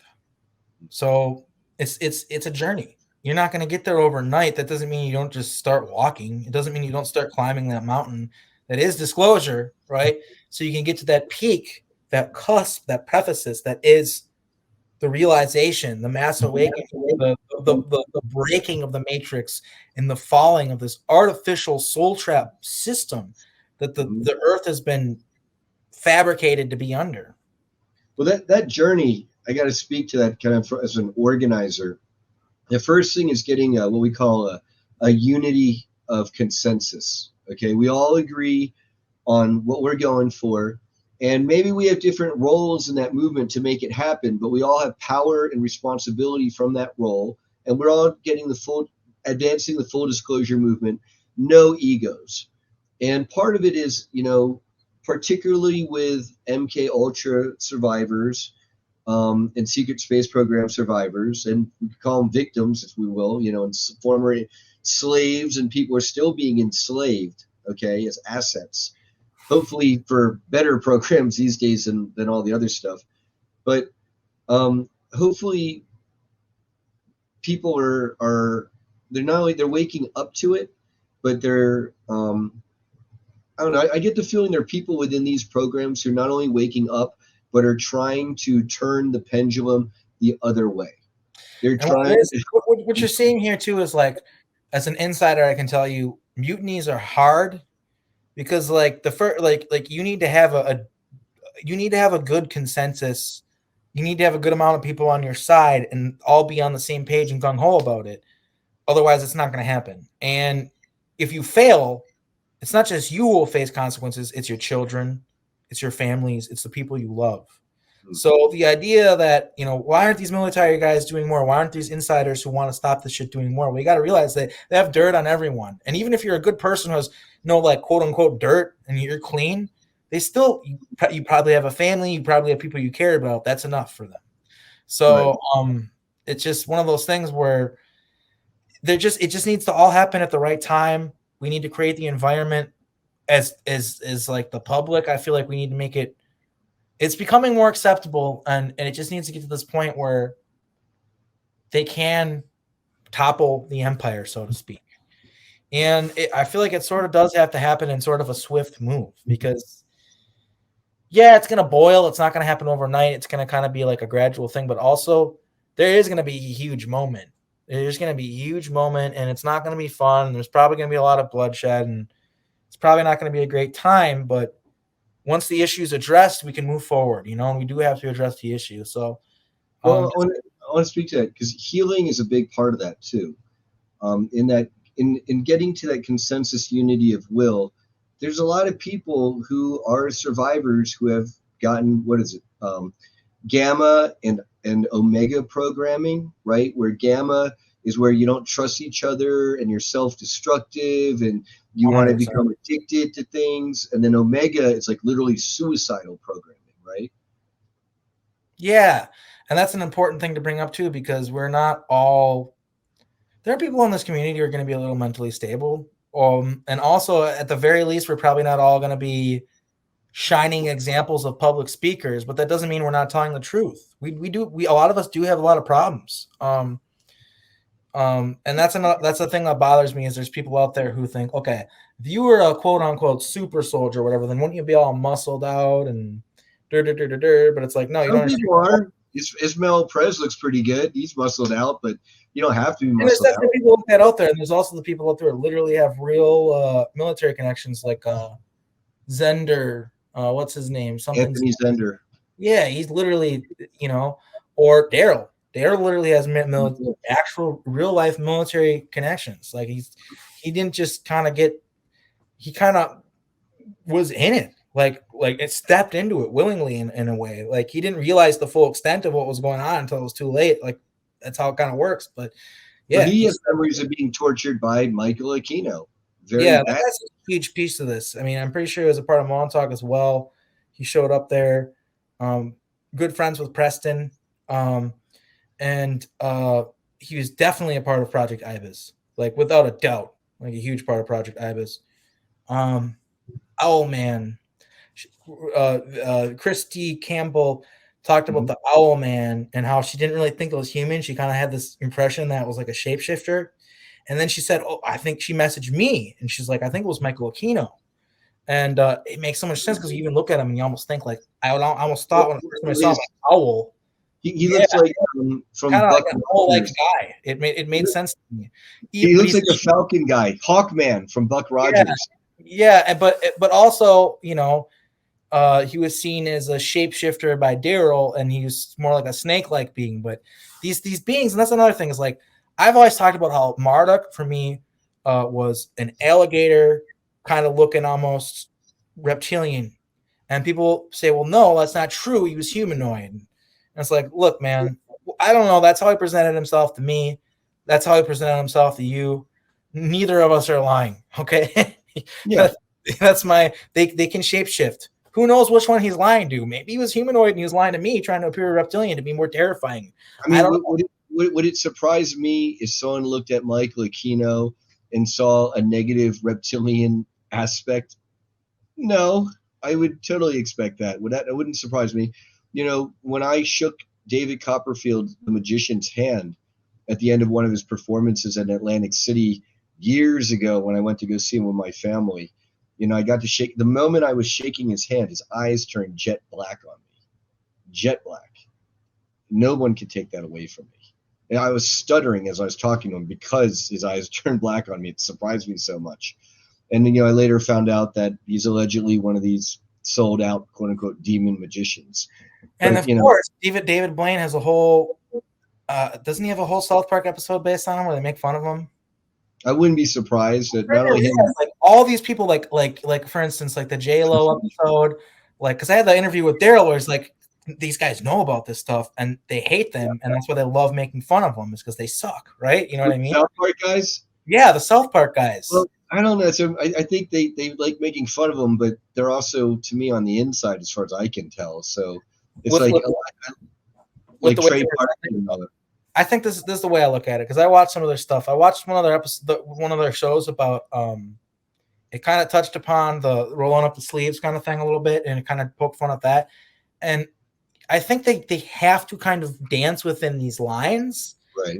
And that show, what they showed us, like, there's one side is like, these kids are heroes for standing up for the vaccines. And then on the other side, this guy was like, these kids are heroes because they believe like these vaccines are bad and they're trying to help people. And you're sitting here saying they're evil. Fuck you. And there's the two reporters arguing with each other at which one's good. And I think what they're trying to say is like I don't think they necessarily said the Q following kids or whatever, that they had like a name for them. I don't think they necessarily said they were bad, but also I feel like if they just full on made an episode where they showed what was really going on there, they get pulled off the air, man. They got to dance within the lines, I think. And that's why they can't like blatantly, like they made the show about J-Lo, so they didn't go into the fact that she's a witch that is part of the Chrome and all that, and is a part of killing kids and all these terrible things, and then go into Hollywood shreds and make fun of her because they felt like she deserved it. Yeah. But I don't know. But yeah, who knows, man? Maybe they are. It's probably really hard to not get compromised, and if you're in that industry at all, even if you're against it, it's probably very hard to not get compromised. But I will say that I've enjoyed their show over the years, and they've had some good messages and made fun of some really, like Hillary Clinton, certain people. They've done a really good job at shitting on them, and I can't help it. I agree. I agree. They have done a lot to kind of shit on liberal wokeness and just in general, like celebrity worship. It's stupid. Yeah, that's true. Like they've done a really good job of doing that. So I'm still trying to figure out if they're disclosure or they're predictive programming, I guess is it's always really hard. And it's like another thing. That's another thing with we'll bring it up while we're here. I made a video reviewing The Sound of Freedom. Mm-hmm. And man, that's a hard maze to navigate, is it not? Because yes, the public is getting brought to attention that, okay, there's this thing, it's real, it actually exists. But then you think about it and you're like, yeah, they are watering it down. They're watering it down. Like they let people think that it's this far off, removed thing that's happening in Central America. And it's like, no, dude, it's happening in your hometown to kids that are born in America. Shoving underneath their feet right now. Right. And then you look at like this, the sexual assault hotline is connected to the Clintons and all these things. So I guess the best way I could say is hijack the programming. Use it to open the door. The programming is getting people on board with it, but then maybe they're watering it down. Well, the conversation's open. Let's not put up with the watering down. When people out there watching this, when you talk about the movie with other people, maybe try to open their mind to like the fact, like, dude, Pizzagate isn't just some crazy conspiracy theory. You can look up the documents, you can look up the emails, and if you can read and use common sense, period, like something shady as fuck happened. Like, you know what I mean? Not the. I mean, all you have to do is go look up James Alefantis' now deleted but web archived deleted Twitter feed under Jimmy Comet Pizza, and that stuff is just outright. Those are pedophile tweets, and it's pretty obvious for anyone to see. Yeah, and not only that, like, you know, them asking for pizza and hot dogs, and then to spend this much time with a pizza and this much time with a hot dog. It's like, because like, yeah, some people are like, well, maybe they're just drugs, and it's like, no, if you're gonna do some cocaine, you're not like, let me spend 30 minutes with the cocaine. Right. You don't use pedo language for $65,000 hot dogs. And it is, and it's one of those things too, where it's like, I kind of remember those symbols, and that's all real, man. That's all real. And not only that, the government, the FBI released those symbols, and we're like, yeah, these are the symbols they use. And then people are like trying to say it's like conspiracy. The programming is crazy because to me, what's wild is it's almost like people are like parrots, and they see the media, and the media says something, and they just parrot it, and they think they're 7 out of 10. That's 7 out of 10. Yeah, they think they're thinking when they're literally just being programmed to not think. Like, it's mind-blowing when you realize it, when you wake up to it. You know, it's just like sad. It really is sad. Like, because like, yeah, it's just like they're just telling you what to be angry about. A good example of that would be like, okay, the Ukraine war. That's a touchy subject.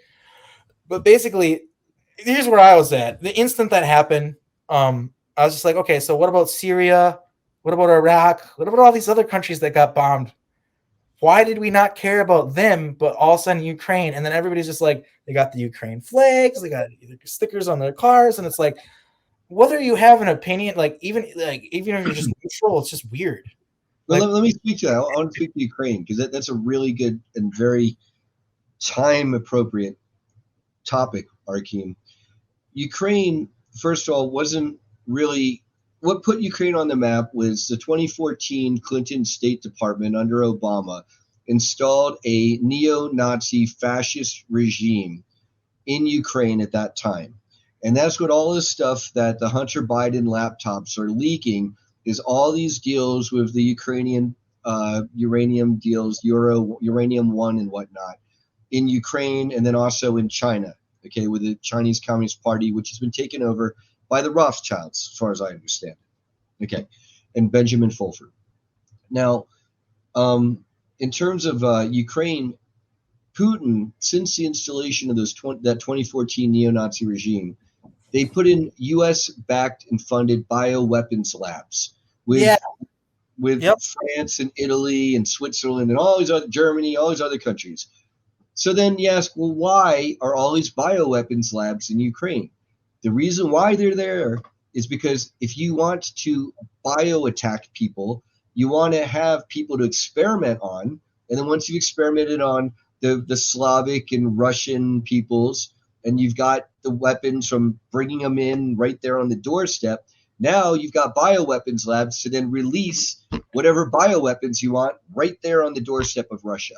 And Putin, for a number of years, was telling the Ukrainian leadership, puppet leadership, remove this stuff in the U.S., remove this stuff. If you don't do it, I'm going to do it. So however many years later, he goes in, he's cleaning it up. They're finding, in addition to bioweapons labs, they're finding all the human trafficking and the adrenochrome and labs and all of that.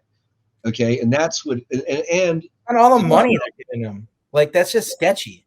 Right. It's just 100% sketchy beyond belief.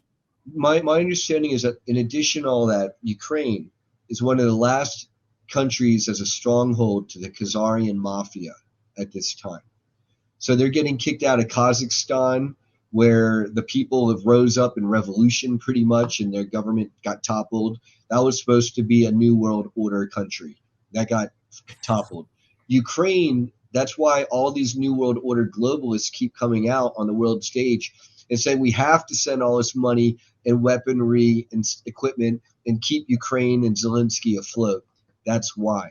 Because they see Ukraine as a stronghold country for their And then you Khazarian. see that Zelensky is literally an actor. He's literally an actor. So it's just like, dude, so that means he's going to be good at acting people. Well, you know what I mean? Like, it's just like, you can write this stuff. It's like Ronald Reagan was an actor, right? It's like, I don't know. The trend's already been set decades ago. Yeah. So why would it be a surprise that they would put a PSYOP actor in as the head of a PSYOP country? Right. And Ukraine never existed before World War II, people. Sorry. Yeah, it's like I said, it's a touchy subject. But you know, whatever people want to believe, they can believe. But the reality is, there is nefarious things happening there. There are neo-Nazis, and there's some serious problems that aren't being addressed. They're just being totally overlooked. That's our message. But that's our message, Arkeem. People can believe whatever they want to believe, but until people understand and believe and know the truth, we're not going to get to our Star Trek future. And that in a nutshell, is the full disclosure movement to me, is taking all the people who want to believe the comfortable, Orwellian, blue pill that they want to believe, okay, and actually offer them the red pill. And when enough people have taken the red pill and see it for what it is, then we've got the first steps towards real change. Yeah, I agree with you 100%. Yeah, like none of it's going to happen overnight, but it's already happening. There's such huge things happening right now. We've seen the testimony recently of the UAP conference in Washington, and some of these guys are saying some pretty mind-blowing stuff. The human trafficking aspect of things has been testified to Congress now at this point by military, personnel, ex-military personnel. And I feel like there's a lot, like I just want to remind people that, like, it's okay to be hopeful and believe that good things are happening, and that's kind of how the universe works. Is you kind of have to, right? And I mean, this is a time to be hopeful because, yeah, exactly. Again, like I said, there are proofs. Underground military bases are being cleaned up. Pedophile CEOs and politicians are being rounded up and brought to justice. You've got guys like what was his face? Dick Cheney, Liz Cheney. Maybe it was Dick Cheney. He was in the months before he died from cancer. Okay, he was wearing a leg tracking, like a leg bracelet, ankle like type monitor thing on his right leg for months and months and months and months and months.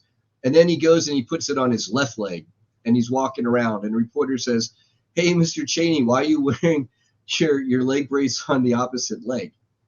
And he says, "Oh, I got tired of wearing it on the right one." and then so that was a leg tracker. Okay, people. Yeah. And later on, after he dies, his daughter goes on TV, and during like one of these ABC Today interviews, she's talking about how when her father was executed last July or whatever, or last March, I forget the month. Did not know about that. Yeah, there's a lot of these out there. Yeah, it makes sense. They're all heavily connected to all these programs and stuff. During IBIS, what they did is they programmed the children to believe that the Queen of England was mother, and then George Herbert Walker Bush was dad, father. Yeah, father. Yep. Yeah. And it's all connected to their little cult. Of course, Dick Cheney's a part of it all, and yep. Yeah, it's really evil shit that they do. Cut people open and stuff while they're fucking them, and just really. Satanic. It's satanic. And it's whoosh farming. They get energy from it. They really get off on it. The reptilians particularly get off on it too. Arkin, can you speak to that? What is the state of reptilian control or lack thereof over the To be honest with you, like it's all really confusing to me because I hear all these different things from other people, and from what I remember, is the Shahami or the Anunnaki or the humanoid ET and the reptilians are friends. They were friends. Last time I checked, I mean that was like, but my memory of that was literally like Egyptian times, so things could have changed. I mean, to me, they might have cut deals for sure. They're probably not so closely aligned, but I think they're aligned enough that they can agree to harvest the earth together without killing each other. According to Daryl James's testimony, who I just spoke to, and he has some very clear memories. There is at least a faction of these humanoid ET, the Nordics as they're called by the military, that is not aligning with the reptilians and is at war with them. There's at least a faction. Whether it's all of them or not, I can't be sure, because that was one of the things I brought up on the show to him is, a lot of people call these guys the Sha'ami, but you can tell you're talking about the same beings. And he's like, well, maybe they're the same beings, but like not the same beings. You know what I mean? Maybe that's what it is, So it's one of those things where, because it's like, okay. Well, they got factions for sure. Right? If you met a Russian and an American, right, they're different factions. Totally different people, different beliefs, different lifestyles, not the same thing. And so for us to assume that the Anunnaki, the humanoid ET, whatever you want to call them, Shahami, I forget what Daryl called them. He had a different name for them. Whatever you want to call them, they're the same species, and maybe if there's different names for them, well, Americans call themselves Americans. They don't normally say I'm an Earthling. Same thing with a Russian. They normally probably say, they're Russian. They wouldn't say I'm an Earthling. So maybe that's part of it. I don't know. One of the things that I really need to do is I need to do like a memory defrag again, so my memories are clear, so I can actually go into my memories when I want to, because I used to have that ability, and I'm sure they have done something to me to take it back from me again. But I need to do a defrag because it's important to have clear memory. And I got to be honest with you, my memories are all over the place. It's a Swiss cheese effect. It's like there's a wall and there's always little holes in it. And I can kind of look through the little walls and see some stuff, but I can't see all of it. In order for me to understand the little holes, I would need the whole picture. Does that make any sense? Yeah. I mean, my approach to that is you start mapping it out and you just fill in the map. And then now at least you know where the holes are and then where you can focus to try to fill in those holes. Yeah. And for me, I do this show, and a lot of times I'll talk about stuff and say how stuff is true. And I'll talk about things that are reality. And it's not because I remember them. It's because I did an interview with someone or something else. And a lot of people view that as taking other people's testimony. And I think that's pretty stupid. Like, you know what I mean? Like, let's just talk about reality. We don't have to dance. I've heard this being thrown around in the community a lot. And my position on it is a very pragmatic, practical one. If someone's an experiencer and they've suffered abuse at the hands of any of these tormentors and any of these programs, then God bless them if they're able to monetize or even make a living off testifying. Great. And then that's why it's important to call them testimonies, because you can't copyright someone's testimony because it's their testimony. It's not some intellectual fabrication of theirs. Exactly. Yeah, testimony. And I just kind of thought about, I was calling it a story because that movie at the end of it, Sound of Freedom, just talked about how we're calling it testimony because that's what it is. It's not a story that was made up, but they're just talking about how, like, that's important. Like, stepping forward and just saying, hey, this happened to me. Like, that's really important. They're talking about that when it's applied to the sex trafficking situation. But that applies to all this stuff too. It's important to just step forward and say, hey, this happened to me. Like, that's the first step. And that's the step that we're already full stride walking now. And it's just like, okay, your whole thing is like, okay, what are we walking towards? Let's like get together and be on the same path and walk towards the same thing. And for me, that's the whole reason why I made this channel. That's the whole reason why I'm doing what I'm doing. And I think a good advice that I have for everybody in this community is we're not always going to agree on every little freaking detail, and sometimes personalities conflict and stuff like that, and people don't get along. But let's try to get over that. Like, let's try to just get on the same page. There's too much at stake. There's too many lives to be saved. Like, there's just too much at stake for us to be at ends with each other, arguing with each other. I don't like so and so. I'm not going to talk to you because you talked to so and so. Whatever. Like, I just feel like we need to try to avoid that as much as possible. Now, I understand there's going to be certain situations where there are people in the community who are literally kind of dangerous. So people decide to stay away from them. 100%, that's valid. But also at the same time, like, let's try to be friends with each other and not turn our backs on each other, because the only thing that we have is each other. Like, for instance, let me speak to that, Akima, because the best way to deal with that is to focus on the goals. Because when people are focused on the goals, then the side fighting and the squabbles and the individual stuff tends to go away. And then even, and I've experienced this, and I know you have, and I'm newer to this community. I full disclosure, wasn't part of any of these programs as far as I can tell in this timeline. Is that a lot of the people have had bad interactions with each other. Again, a lot of these folks who got alters that came out under a very stressful situation and threatened each other by waving guns at the computer screen at each other and talked mad crazy shit. And what do you know? There's programming that's been put intentionally into each and every one of you. What do you call it? Because you're actually the first person who brought that up to me. There's Omega programming, which is a suicide programming. Would you call that? Gamma. Gamma is supposed. I think it's Gamma, and then Theta might be assassin or psychic assassin training. Yeah, that's kind of what I was saying. Is like, and there's an irony. Is the person that you're talking about who's waving the guns around and stuff. I was telling everybody what was happening. Look, this is their altar. It's an altar. Don't get too offended. Months later, they're like sending me like, "I'm sorry, it was my altar. I was freaking out." And it's like, yeah, you know what I mean? I get it. It's like, I understand why people are hurt and they're not going to talk to this guy anymore. You get it, but also, like, I understand that he freaked out because he's an MK Ultra survivor. Right. Like, that's how it is, man. We're not all going to be mentally stable, pristine, no. Mentally healthy. How could you be? How could you go through getting your clone raped and tortured and killed at the same time over and over and over again, and then you're going to be totally fine? Yeah, I don't expect you to be fine. Why would you be fine? Yeah, it's going to cause you a lot of problems. No one's going to be fine with that. I wouldn't be fine with that. No. Yeah, and just accepting this as reality, it's like you kind of have to isolate yourself. It kind of feels isolating because it's like you said, 7 out of 10 people don't kind of understand. But so, like, I want to be philosophical. I want to be philosophical about the whole isolating thing. I did a quantum hypnosis and healing therapy session the other week, and part of the briefing was, and if you accept law of one and reincarnation, we've all lived multiple lives. We've all been rapists and killers and killed and raped and murdered and abused, and kings and queens and paupers and lovers, the good, the bad, the ugly, and everything in between.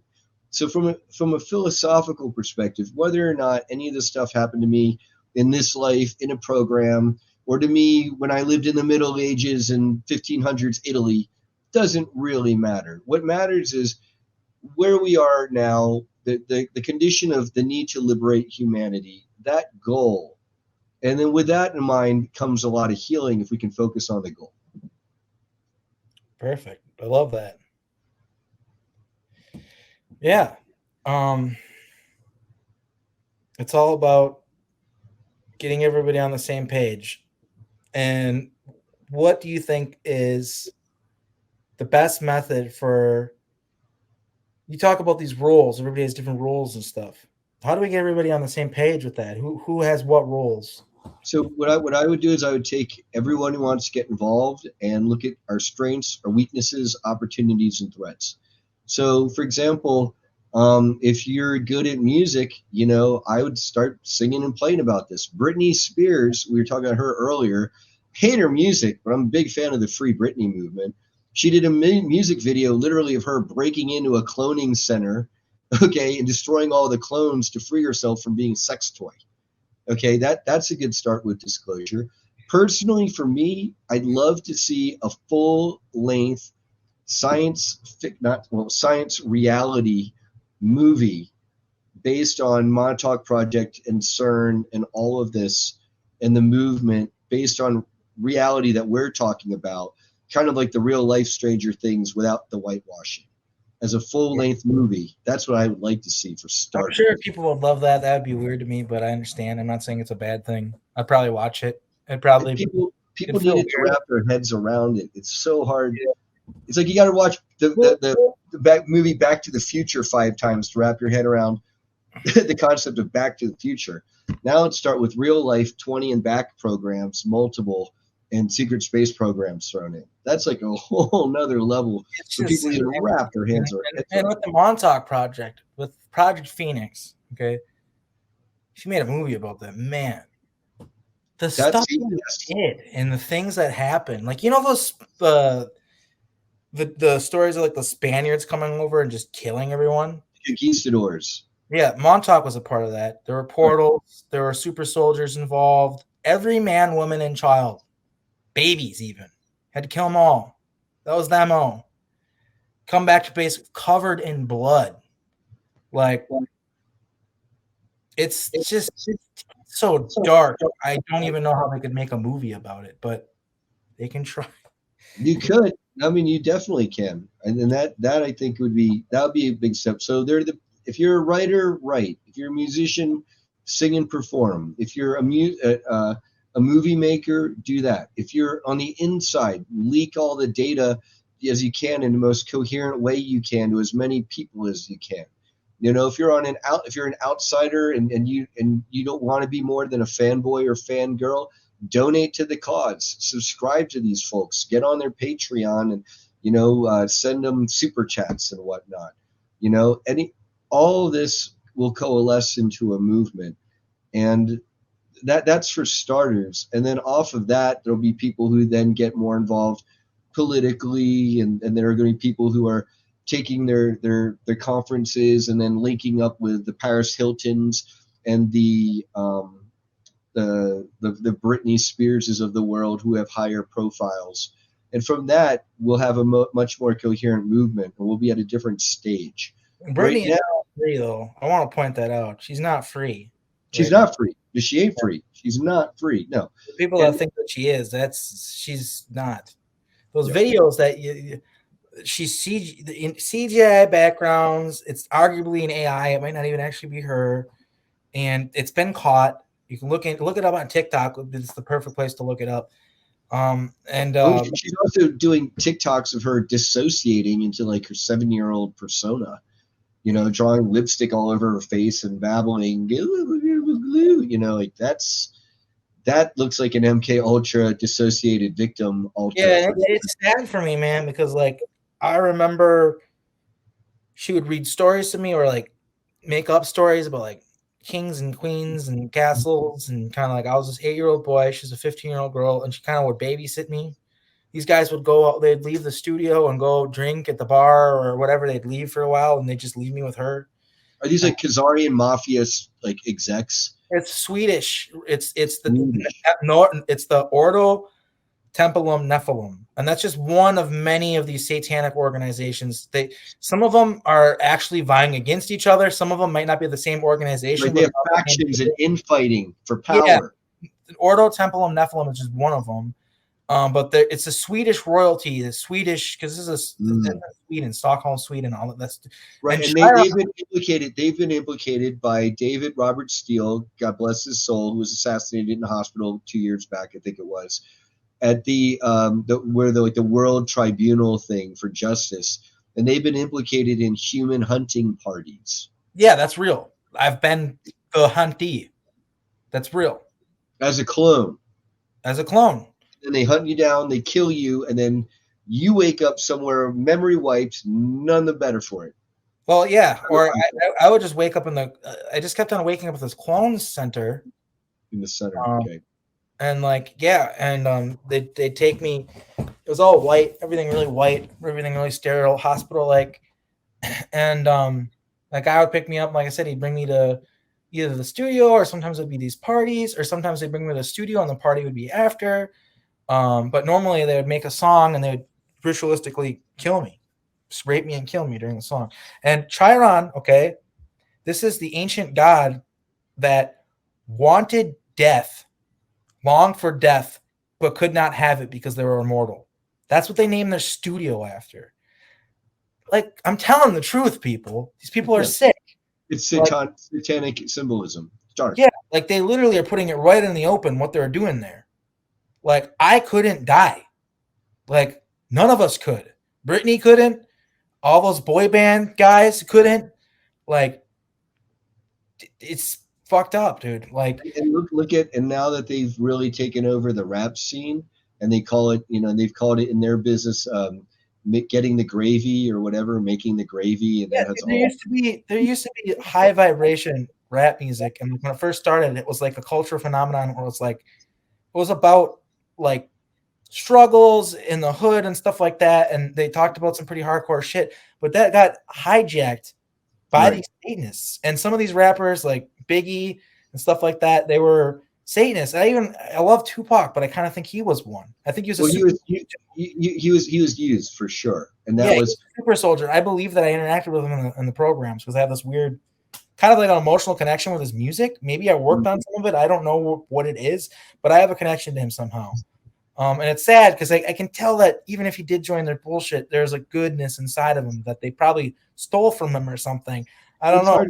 There was a pureness in him. There was. Anyone in these programs, I mean, I'm sure there are some people who get taken in and then maybe Stockholm syndrome and willingly join and become gung-ho for it. But honestly, anyone who gets taken into these programs, I consider a victim first and foremost. Yeah, and I don't know if you made it, but that's a victim thing because you got attacked by an abuser who, when you look at Tupac stuff and you go back and you look at a lot of his photos where, he was doing it's almost like they're putting a black man in a dress sort of thing. They did that to Tupac. Yeah, what is up with that? That's a whole thing. That's satanic inversion. And so what they did is first you take apart the black community with gangster rap. And it's all about macho males who don't take care of the children and bang the hoes and kill all the other slighting term from the establishment side to basically mislabel the hijacked term of alpha males.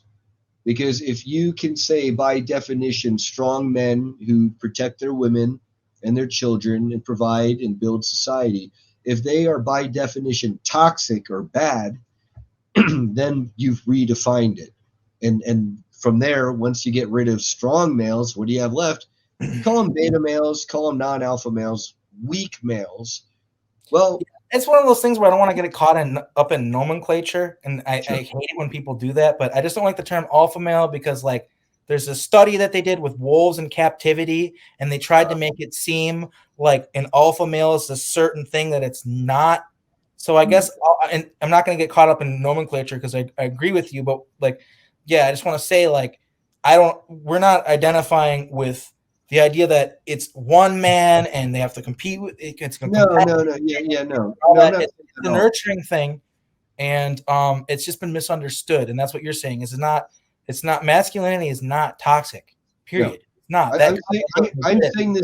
I'm saying this the way the KGB broke it down in their own guidebooks for how to take down the United States and Western society.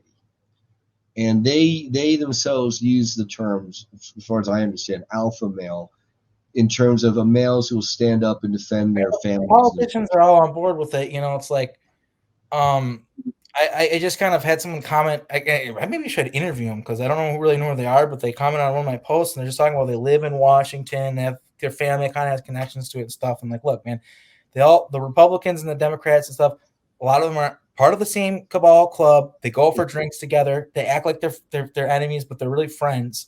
Right. And it's all this big show they put on for everybody, where it's like it's not real. But they understand what's going on. They understand that there's these buzz issues like transgenderism and certain things like Christianity and there's just certain stuff where if they can use it to irritate people and use it to invert it, that's another thing too. Like Christianity isn't necessarily a bad religion or a bad thing, but what they've done is they've inverted and perverted the church and made it fucked up. Just like, the feminine and masculine are both sacred, and even men have feminine energy and women have, masculine energy, but they've bastardized that as well and fucked with that and made it in a way where it's nefarious, done nefarious things with it. And so yes, it's really important to not have like these issues are really complicated, but like also like it's important to talk about because it's real. What they're doing is real. There are agendas being played out that are real, and I feel like it's good that I brought you on the show because I feel like I was really able to super duper clarify my point on that, because I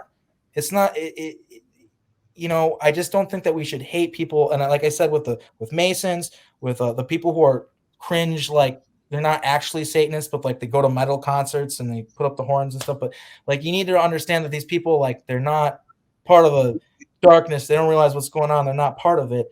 But at the same time, we need to address the fact that maybe appropriating these things is dangerous.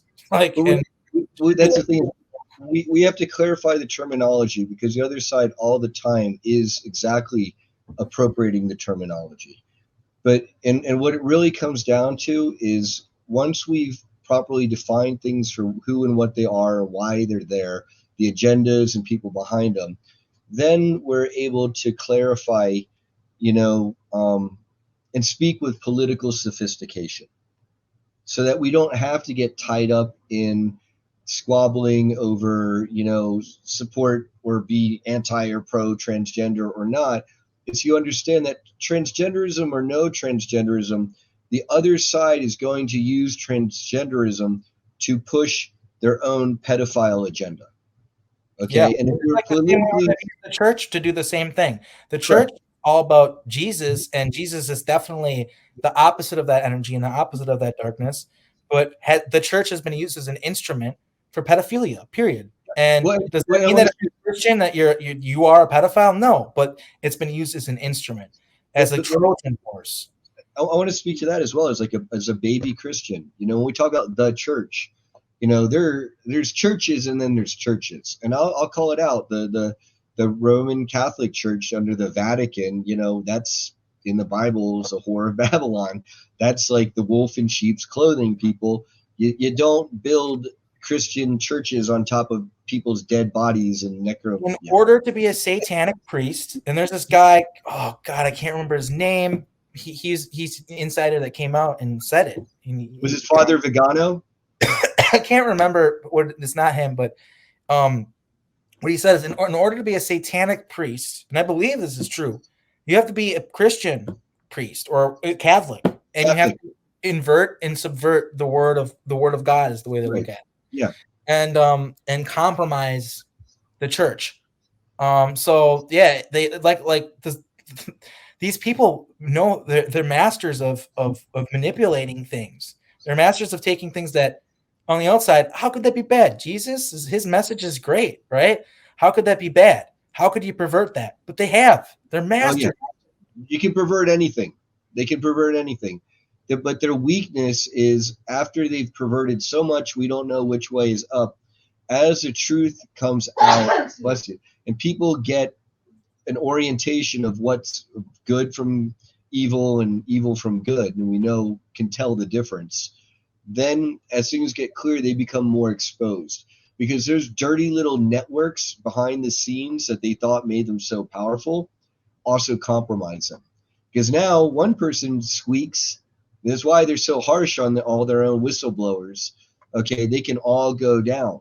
And so their position is only getting more and more tenuous as we go.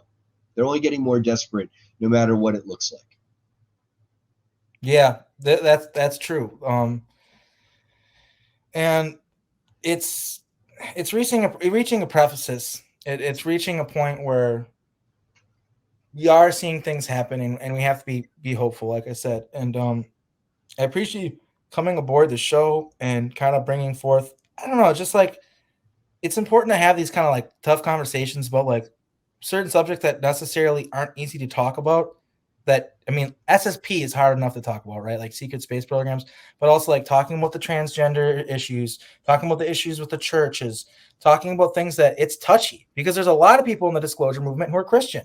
There's a lot of people there are people in the disclosure movement who, believe it or not, who are transgender or have thoughts and ideas about that. Believe me, I get messages from these people. Well, let's speak to that. There are a lot of people in this movement who, if you've been cloned and you've been put into clones of the opposite sex, is it really any surprise that people are going to suffer from gender dysphoria?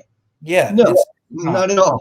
Right. And then the other thing you were talking about was with the, I'll say this as, again, like as a baby Christian, you know, I myself have realized that in reading the Bible itself has been bastardized and sections left out, and you know, they left reincarnation out of the Bible. People, when people were encountering Yahushua, okay, for the first time, they often asked him, "Are you Elijah? Come again. Are you so and so? Come again." Okay, they were basically saying, "Are you the reincarnation of so and so?" This was a very widely accepted understanding. Obviously, the concept exists. Even if they tried to write it out of the Bible, there's still little breadcrumbs left of it. Right. And so to me, I always say it's hard to put a name or a label to quote unquote Christianity, because even people who consider ourselves to be Christians can be on very different pages. Yeah. Well, so I'm not a Christian myself, but I believe that Jesus was real and that he was an ascended master. Yeah. And all the things he said were powerful and true. I just don't call myself a Christian. That's just maybe, you know what I mean? Like, sure. And I also believe that we have our own power. Mm-hmm. We are not. He told us that too. Yeah, he exactly. Said, "You're going to work more miracles than I will, times 1,000." You know, old men are going to dream dreams, and young people will see visions and perform miracles. So we're not saying anything he didn't say.